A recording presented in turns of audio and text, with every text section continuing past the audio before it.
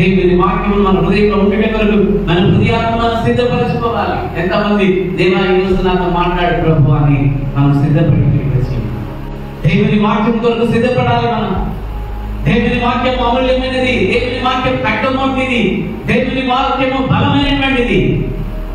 బలమైనటువంటి వాటిని స్వీకరించిన వరకు సిద్ధపాటు మనకు కావాలి. పిల్లల మీద తలను నేను పడవేయకూడదు.